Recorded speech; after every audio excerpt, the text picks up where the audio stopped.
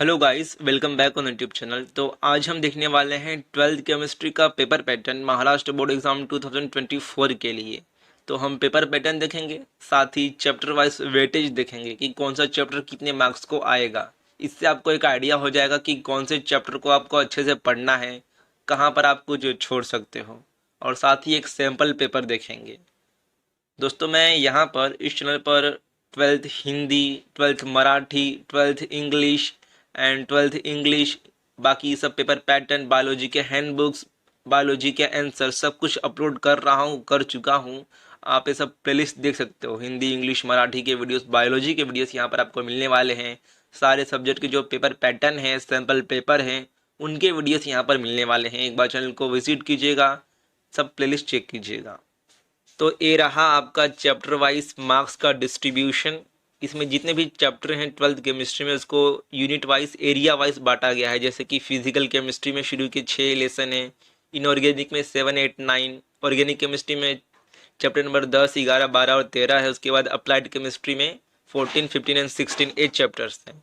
तो इसमें सबसे इम्पोर्टेंट आपका देखो क्या है, यूनिट नंबर 1 जो है आपका एरिया नंबर फिजिकल केमिस्ट्री, ये देख सकते हो। जो शुरू के 6 लेसन हैं वो 38 मार्क्स के लिए आने वाले हैं ऑप्शन के साथ।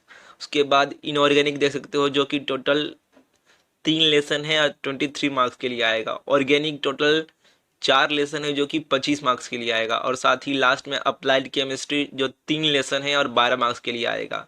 तो आप इसमें फिजिकल केमिस्ट्री हो गया और ऑर्गेनिक केमिस्ट्री, ये दोनों सबसे इम्पोर्टेंट टॉपिक है आपकी केमिस्ट्री के लिए। तो फिजिकल केमिस्ट्री में सॉलिड स्टेट है, सॉल्यूशन है, आयोनिक इक्विलिब्रिया है, chemical thermodynamics, electrochemistry, chemical kinetics. और इसका मार्क्स देख सकते हो, 5 marks, 6 marks, 6 marks, 8 marks, 7 marks. जहाँ भी चैप्टर का जो वेटेज है मार्क्स 7 या फिर 8 है, समझ लो इम्पोर्टेंट चैप्टर होगा। जैसे कि केमिकल थर्मोडायनेमिक्स चैप्टर नंबर 4 जो है, वो आपका ऑप्शन के साथ 8 मार्क्स के लिए आने वाला है। उसके नीचे इलेक्ट्रोकेमिस्ट्री 7 मार्क्स के लिए आने वाला है। उसके बाद चैप्टर नंबर 7 जो है एलिमेंट ऑफ ग्रुप 16, 17 यानी 18, ए भी 8 मार्क्स। उसके नीचे ट्रांजिशन यानी inner transition element 8 marks, coordination compound 7 marks. और ऑर्गेनिक केमिस्ट्री में देख लो, हेलोजन डेरिवेटिव 7 मार्क्स का है, alcohol, phenol and ether 6 marks का है, और aldehyde, ketone and carboxylic acid 8 marks के लिए। तो देखो, ऑर्गेनिक केमिस्ट्री में आपके 2 चैप्टर जो हैं वो सबसे इंपॉर्टेंट है। एक तो हो गया आपका हेलोजन डेरिवेटिव्स, और दूसरा 12वां जो चैप्टर है aldehyde, ketone and carboxylic acids. ये 2 चैप्टर सबसे इम्पोर्टेंट है। अमाइन जो चैप्टर है ये 4 मार्क्स के लिए ही आएगा। तो अगर आपको ऑर्गेनिक केमिस्ट्री पढ़ने में थोड़ा हार्ड जा रहा है, समझ में नहीं आ रहा है, तो अमाइंस को आप ऊपर ऊपर से पढ़ना और बाकी छोड़ भी सकते हो। लेकिन ये जो 2 चैप्टर हैं, हेलोजन डेरिवेटिव और aldehyde, ketone and carboxylic acid, इसे अच्छे से करना। उसके बाद अप्लाइड केमिस्ट्री में 3 चैप्टर हैं, बायोमोलिक्यूल्स, उसके बाद पॉलीमर केमिस्ट्री और ग्रीन केमिस्ट्री। ये तीनों चैप्टर बहुत इजी हैं, इसे छोड़ना मत, इसे पढ़ लेना पूरा, क्योंकि इसमें से 4-4 मार्क्स के टोटल 12 मार्क्स के क्वेश्चन आने वाले हैं ये 3 चैप्टर में से। तो 12 में से कम अगर आपका 10 भी आ जाता है तो बहुत अच्छा होगा। इसलिए 3 चैप्टर अच्छे से करना। ये थोड़ा ईजी चैप्टर है क्योंकि ये अप्लाइड केमिस्ट्री का पार्ट है। ऑर्गेनिक केमिस्ट्री जैसा इसमें कुछ रिएक्शन वगैरह, स्ट्रक्चर वगैरह कुछ नहीं है। तो ये लास्ट के जो 3 चैप्टर हैं, बायोमोलिक्यूल, पॉलीमर केमिस्ट्री और ग्रीन केमिस्ट्री, ये अच्छे से करना, क्योंकि ये 12 मार्क्स के लिए है और इतना हार्ड भी नहीं है। तो ये हो गया आपका चैप्टर वाइज डिस्ट्रीब्यूशन मार्क्स का। एक बार इसका स्क्रीनशॉट ले लो, देख सकते हो। उसके बाद यहाँ पर वेटेज दिया है कि कैसे टाइप के क्वेश्चन आएंगे। Knowledge based question, understanding question, appreciation in skill. उसके बाद डिफ़िकल्टी लेवल के हिसाब से भी दिया है कि कैसे क्वेश्चन कितने मार्क्स के आएंगे। जैसे कि इजी 29 मार्क्स के क्वेश्चन, एवरेज 49 मार्क्स के, डिफ़िकल्ट 20 मार्क्स के। तो देखो, इसका मतलब क्या है ना, अगर आपने 12th केमिस्ट्री ऊपर से पढ़ा है, ठीक ठाक से थोड़ा पढ़ा है, तो आप पास इजीली हो जाओगे, क्योंकि इजी 29 मार्क्स के हैं, एवरेज 49 मार्क्स के हैं, एंड डिफ़िकल्ट सिर्फ 20 मार्क्स के हैं। तो केमिस्ट्री जो है आपका 12th का, उसे पढ़ना चालू कर दो, अच्छे से पढ़ो। और जो टॉपिक नहीं समझ में आए उसे क्लियर करके लो, यूट्यूब से समझो या फिर अपने टीचर से समझो। लेकिन केमिस्ट्री अच्छे से पढ़ो। और ऑर्गेनिक केमिस्ट्री हार्ड जाएगा बहुत लोगों को, मुझे पता है। तो उसे समझने की कोशिश करो ऑर्गेनिक केमिस्ट्री को, क्योंकि उसे समझ के ही आप एग्ज़ाम में लिख सकते हो, उसे रट्टा नहीं मारा जा सकता। तो ये हो गया आपका यूनिट वाइज डिस्ट्रीब्यूशन मार्क्स का यहाँ पर, और ये सब है डिफ़िकल्टी लेवल कैसा होगा। अब देखते हैं पेपर पैटर्न। तो पेपर पैटर्न का आउटलाइन है, टोटल जो आपके सेक्शन है पेपर में 4 रहेंगे। आपका पेपर 70 मार्क्स का होता है केमिस्ट्री बायोलॉजी का। तो यहाँ पर केमिस्ट्री का देखो 70 मार्क्स का पेपर है आपका। टोटल 4 सेक्शन में पेपर डिवाइड है, A B C D। जो सेक्शन ए है वो आपका ऑब्जेक्टिव्स रहेगा, यानी कि उसमें एमसीक्यू रहेंगे और answer the following one liner question रहेगा। उसके बाद बी में अटेम्प्ट एनी 8 क्वेश्चन अटेम्प्ट करने होंगे, जो कि 16 मार्क्स के लिए आएगा, यानी कि एक क्वेश्चन 2 मार्क्स के लिए। उसके बाद सेक्शन सी में जो है आपका फिर से कोई भी 8 क्वेश्चन अटेम्प्ट करो और टोटल 24 मार्क्स के लिए, यानी कि एक क्वेश्चन जो रहेगा वो 3 मार्क्स के लिए रहेगा। एंड लास्ट सेक्शन डी सबसे इम्पोर्टेंट, इसमें आपको कोई भी 3 क्वेश्चन अटेम्प्ट करने होंगे और ये जो सेक्शन है वो 12 मार्क्स के लिए रहेगा, यानी कि एक जो क्वेश्चन है 4 मार्क्स के लिए रहेगा। जैसे जैसे मार्क्स बढ़ते जाता है पेपर में, यानी कि क्वेश्चन का वेटेज बढ़ते जाता है, तो क्वेश्चन थोड़ा डिफ़िकल्ट होते जाता है, कॉम्प्लेक्स होते जाता है। तो ये हो गया आपका ऊपर ऊपर से पेपर पैटर्न। अब हम देखते हैं कि कैसा एक पेपर होता है, एक्चुअल पेपर देखेंगे जिससे आपको आइडिया हो जाएगा। तो चलिए शुरू करते हैं हमारा सैम्पल पेपर। तो देखो ये है आपका केमिस्ट्री का पेपर। एक्चुअली ये महाराष्ट्र बोर्ड का जो 2023 में एग्ज़ाम हुआ था उसका पेपर है। तो इससे बढ़िया सैम्पल पेपर आपके लिए 2024 के बोर्ड एग्ज़ाम के लिए हो नहीं सकता। मैं आगे के वीडियोस में 2024 के लिए सैम्पल पेपर भी अपलोड करूंगा, लेकिन अभी के लिए यही देखो। तो यहाँ पर कुछ जनरल इंस्ट्रक्शन दिया है स्टार्टिंग में कि पेपर क्या रहेगा। जैसे बताया गया है यहाँ पर कि पेपर 4 सेक्शन में डिवाइड रहेगा, A B C D, जो कि हमने पहले ही देख लिया है।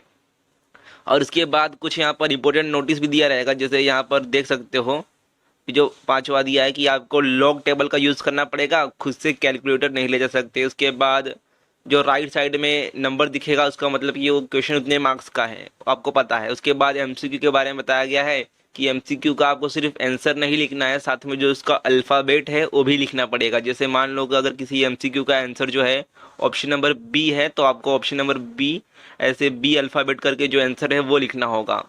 उसके बाद यहाँ पर कुछ कॉन्स्टेंट्स दिए हैं, कुछ वैल्यूज़ दिए हैं जिसका यूज़ आपको न्यूमेरिकल में करना पड़ेगा। तो ऐसा आपका कुछ जनरल इंस्ट्रक्शन दिया रहता है, एक बार पढ़ लेना।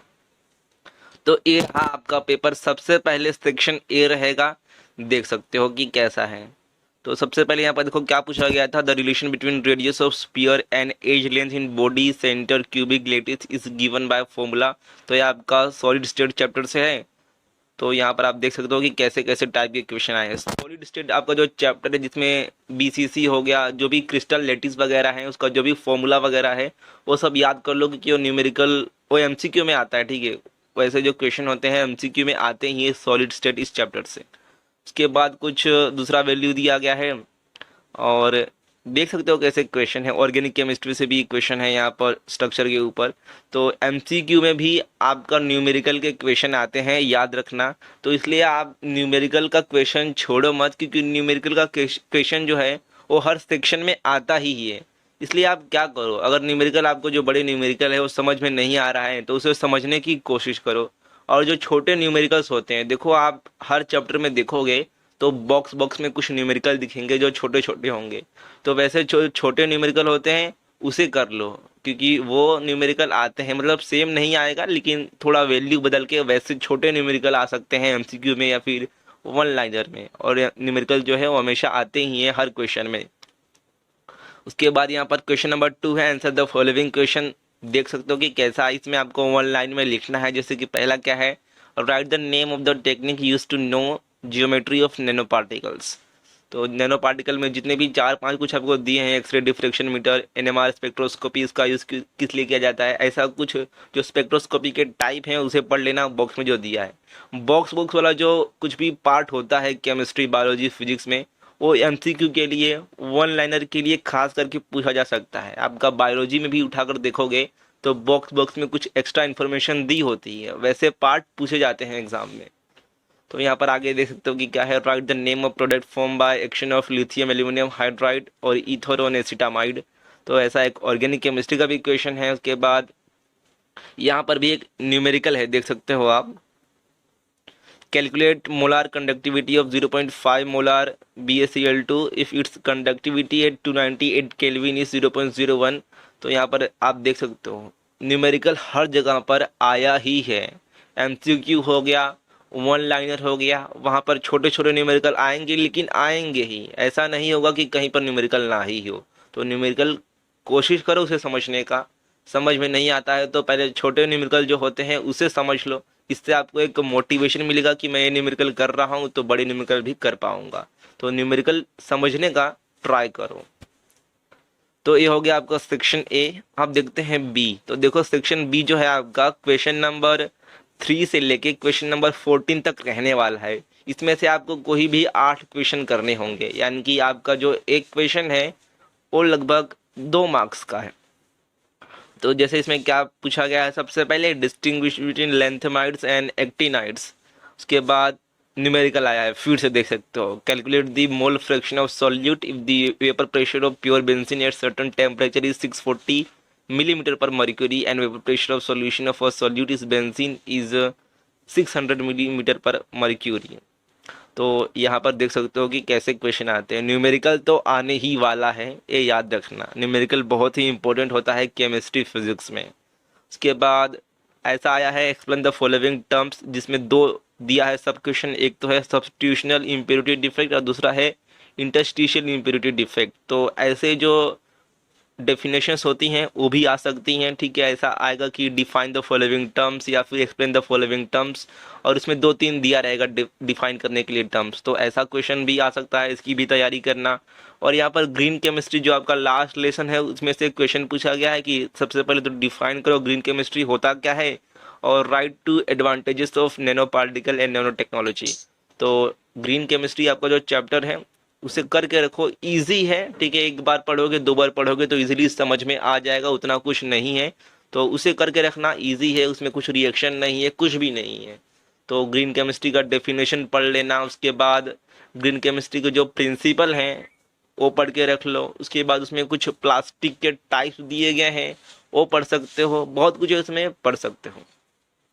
के बाद फिर से कुछ केमिकल रिएक्शन आपका ऑर्गेनिक केमिस्ट्री के ऊपर क्वेश्चन है, फिर डिफाइन करने के लिए पूछा गया है। जैसे कि ये देख सकते हो, define acidic buffer solution, write the relationship between solubility and solubility product for PbI2। उसके बाद what is the action of following reagent on ethylamine, फिर से ऑर्गेनिक केमिस्ट्री का आया है। हमने वेटेज में देखा था कि ऑर्गेनिक केमिस्ट्री जो है वो फिजिकल केमिस्ट्री जितना ही इंपॉर्टेंट है। सबसे ज़्यादा इंपॉर्टेंट है आपका फिजिकल केमिस्ट्री, यानी कि जो शुरुआत के लेसन है, एंड ऑर्गेनिक केमिस्ट्री। उसके बाद यहाँ पर न्यूमेरिकल्स भी देख सकते हो कि कैसे कैसे न्यूमेरिकल्स हैं।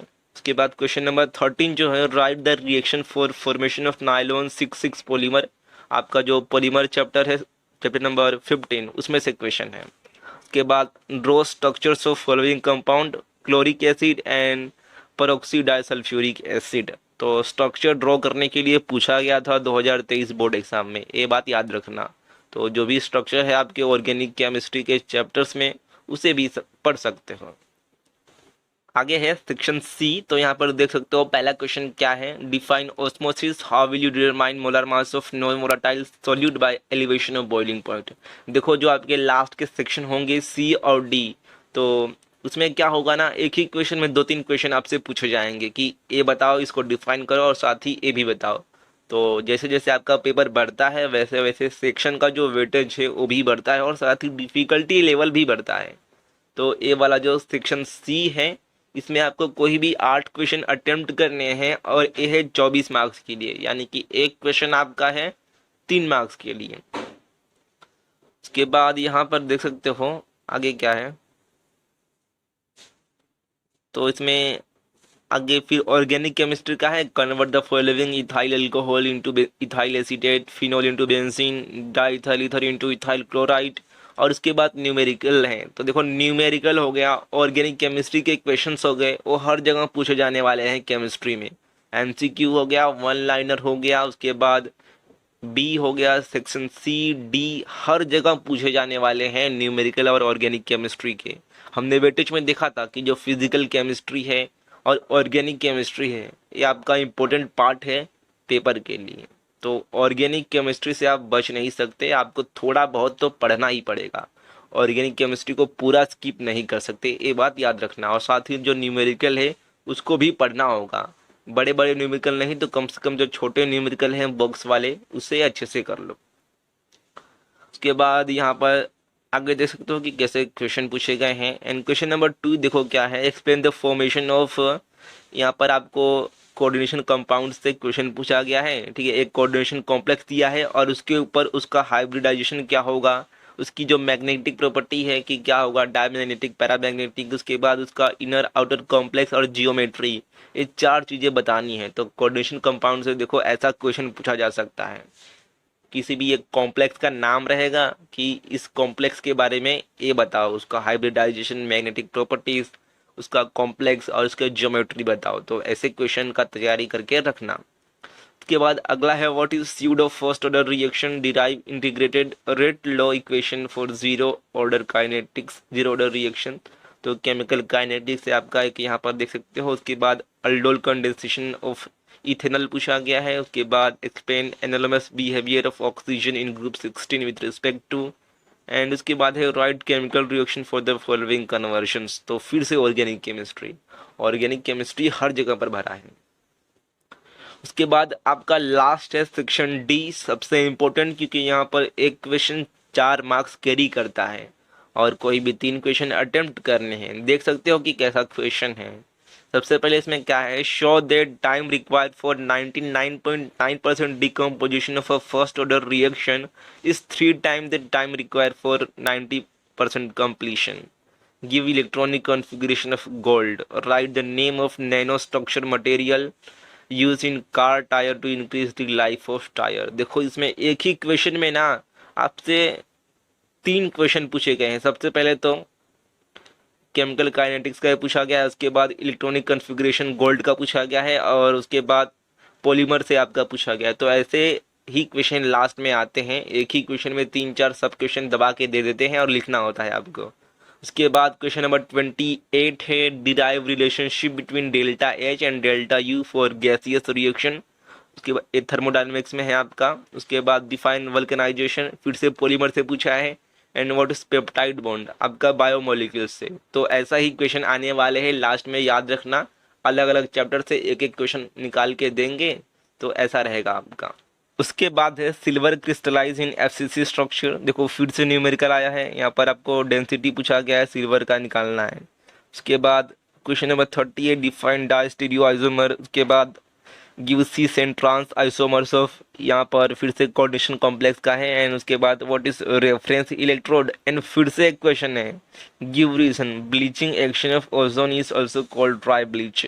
एंड उसके बाद क्वेश्चन नंबर 31 है। तो ऐसा आपका पेपर रहने वाला है गाइस। मेरी तरफ से आपके लिए कुछ टिप्स है केमिस्ट्री के पेपर के लिए। देखो अगर आपकी कोई एग्ज़ाम जो कॉलेज लेवल की एग्ज़ाम होती है, यूनिट टेस्ट हो गया, सेमेस्टर हो गया, प्रीलियम हो गया, वो अगर ख़राब जाता है तो टेंशन मत लो, क्योंकि उसका मार्क्स तो बोर्ड में आपका होने ही नहीं वाला है एड। आपका बोर्ड एग्ज़ाम अलग होता है, ठीक है।